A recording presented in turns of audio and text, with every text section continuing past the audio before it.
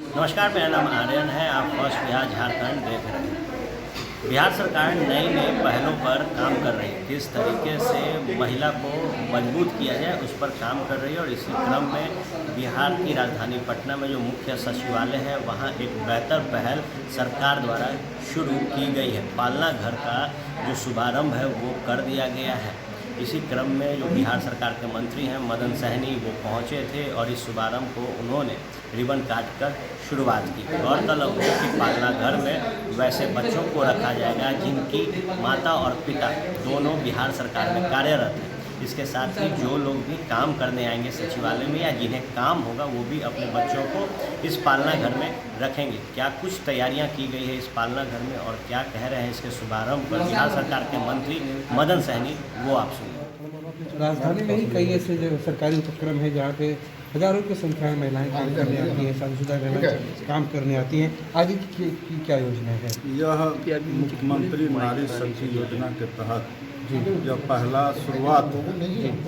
अब अनेकों जगह इसकी आवश्यकता हो सकती है, उससे हम लोग इनकार नहीं कर सकते हैं, लेकिन ये पहला शुरुआत है, प्रयोग भी है और बेहतर ढंग से इसका शुरुआत किया गया है।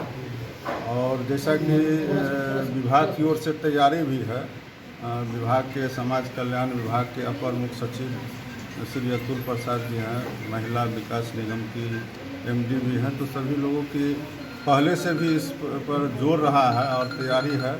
तो हम लोग इतना कह सकते हैं कि इसके अलावा ऐसा नहीं है कि दूसरे जगह आवश्यकता नहीं है। जहाँ भी आवश्यकता होगी इसमें है कि जहाँ किसी भी संस्थान में अगर 25 महिलाएं कार्यरत है और वहाँ अगर 10 बच्चे होंगे 0 से 5 साल तक के, तो उनको हम लोग रखने के लिए पालना घर के रूप में विकसित करेंगे। और उसकी कोई कमी नहीं है। हम लोग को जहाँ भी अगर आपको भी लगता है कि कहीं आवश्यकता है, हम लोग भी उस पर पूरी तरह नज़र रखे हुए हैं। तो हर जगह हम लोग उसकी ज़रूरत को पूरा करने में हम लोग सक्षम हैं और हर जगह इसको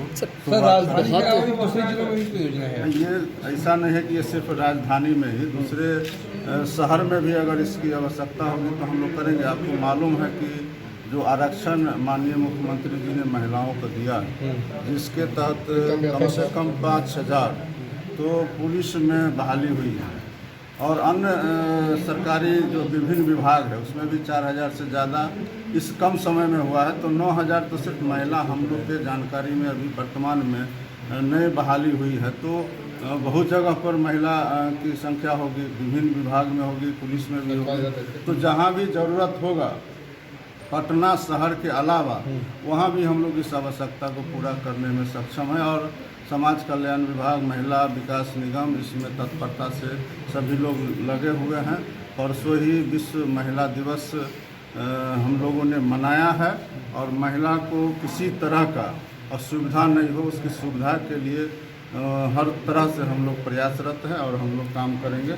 कहीं से भी कोई कठिनाई महिलाओं को हम लोग नहीं हो। सर, सरकारी स्तर पे तो हो रहा है, लेकिन गाँव में अगर आप देखेंगे तो बहुत सारे ऐसी महिलाएं हैं जिनके घर में गार्जियन नहीं है और वो नौकरी पे जाती हैं, तो उनके बच्चों की देखभाल के लिए भी कोई सुविधा। आप समझ लीजिए कि एक तो बिहार के अंदर में इस तरह का लोगों का मानसिकता ही नहीं रहा है कि अपने बच्चे को कलेजा का टुकड़ा, हर ऐसा नहीं है कि सिर्फ बिहार में, सभी जगह लोग अपने बच्चे को कलेजा का टुकड़ा मानते हैं, समझते हैं और उसको अपने पास रखते हैं। और गांव के अंदर में अभी इस तरह का कॉन्सेप्ट नहीं है कि लोग अपने बच्चे को दूसरे के पास छोड़ के जाए। लेकिन अगर वहाँ भी आवश्यकता होगा तो हम लोग इसकी पूर्ति वहाँ भी करेंगे। शिक्षा के स्तर पे यहाँ भी किया गया है, तो वहाँ भी शिक्षा को लेकर जहाँ भी जरूरत होगा वहाँ हम लोग इसको जरूर करेंगे। ठीक है सर, सरकारी कर्मियों के लिए है। वैसे भी सचिवालय में आम आदमी एक सर्टेन टाइम पे ही आ सकता है, लेकिन जैसा अभी किसी और ने भी पूछा था कि अगर कोई आए और अपना बच्चा यहाँ रखना चाहे तो रख सकता है, कोई ऐसी मनाही नहीं है, थोड़ी देर के लिए अपना रख सकता है। लेकिन ये सुविधा जो है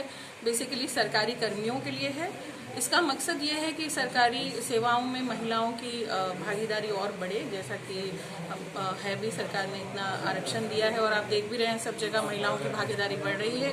और खास करके ऐसे कर्मी जिनके घर में कोई भी नहीं है बच्चे को देखने के लिए, सास ससुर नहीं है, माँ बाप नहीं है या एकदम ही न्यूक्लियर फैमिली है, तो बच्चों की देखभाल ज़रूरी है। और छोटे बच्चे जो होते हैं, जो दूध पीने वाले बच्चे हैं, उनकी माताओं को ज़्यादा परेशानी होती है क्योंकि उनको लगता है कि भाई हमको दूध भी पिलाना है, हमको ऑफिस भी जाना है, तो ऐसे में वो अपने काम के साथ साथ अपने बच्चे को भी देख सकते हैं। बीच बीच में आता है, ये नियम है और आप देखिएगा सभी जगह पे क्रैश में यही नियम चलता है कि खाना पीना बच्चे का घर से आता है और उसका पूरा बैग यहाँ छोड़ जाती हैं उसकी मदर या फादर जो भी चाहे और बच्चे के साथ। और उसके बारे में हम लोग पहले ही दिन भर भी लेते हैं कि उस बच्चे को अगर कहीं कोई खास एलर्जी है या कोई खास परेशानी है या ससेप्टेबल है, मान लीजिए सर्दी खांसी के लिए या किसी चीज़ के लिए, तो वो रखते हैं।